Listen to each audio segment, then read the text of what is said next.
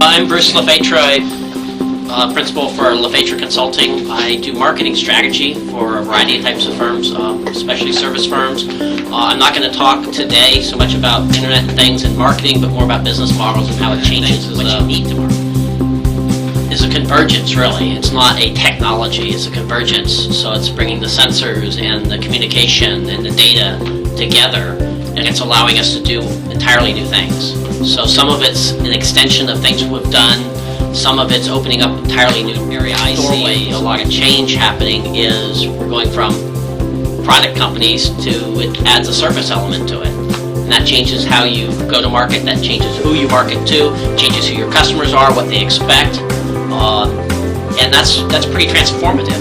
And so, yeah, there's a little bit of technology there, but it's becoming just a vehicle for all sorts of other changes in the marketplace. And it's going to touch it's either going to touch us personally or it's going to touch us in our businesses or both in big ways. And some we can predict and some we can't predict because those are going to be the great ideas. Maybe about valuation, the marketing guy talking about valuation here.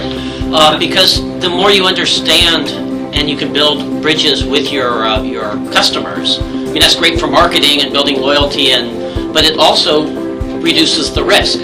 So it changes that equation. So if you can, instead of selling a device that's largely a commodity, outside of patents and things, and you can turn that into a service, and it's not just a service that reports back, but it's a service that helps manage.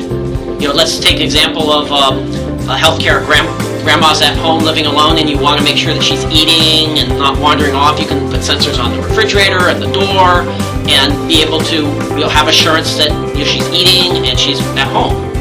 That's a service. I mean, that could be a product, but that could be a service, and as a service it's probably worth more than as a product. So you can affect the valuation just by thinking about some of the things you do for marketing and these sorts of things. You have to have some sort of a plan. A plan to do nothing is still a plan. It might be a bad plan. But I think you need to look out in terms of there's the technology aspect, but there's also what would it be that you would be able to do? What would you want to do? Is there now technology or ways of getting there? I mean, that's the way innovations come. It's not all driven by technology. Frequently taking look at Apple and the MP3 player. They didn't come up with MP3 players, but they had an innovation that changed the world around it. And so some of the innovations may have technology that already exists, and certainly the Internet of Things is a convergence of communication and sensors and data. So there's a lot of possibilities out there already. How do you plan for how the changes happen? And it might be market changes, it might be perceptions of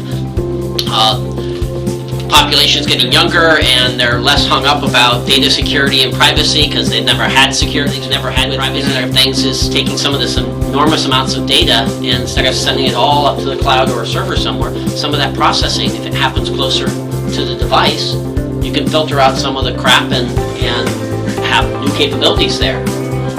So more of that is going to be because it's going to go back down to the device itself and we're not going to care. The device will care for us. Well, I mean, it's just from a standpoint, you don't have to transmit all. You can handle more data if you don't have to transmit it all away and then get it back. So there's latency for your trading. Right. There's just the sheer volume of stuff. If you can filter it locally and send just the important stuff, you're going to change the dynamic of everything. I mean, let's look at, I think it's GE as opposed to Rolls-Royce, but maybe both of jet engines. They don't sell a jet engine anymore, they sell uptime. And so if they're selling uptime, that changes their business model to they want to make sure that it's reliable and its maintenance is done before it's needed.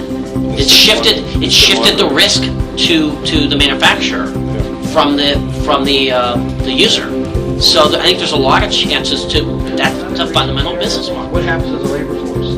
You're at risk. I mean, you're at tremendous risk, and I don't think that I guess my personal view is that there's not this big pool where you can just get off the grid and survive. And so you're going to be at risk in whether if you're running a business till you die, maybe it doesn't affect you as much as if you're trying to sell it or buy or invest in it. But it's going to, you've got to be thinking about it. And you got to be thinking about it on multiple dimensions. It's not just what's it going to do to technology and our new product. It's how does it change our labor force? How does it change our manufacturing process? How does it change how we go to market? How does it change? I think it does, because I think it brings in, it's not necessarily more jobs in the factory, but it creates more information, so there's a chance for additional ways of adding value.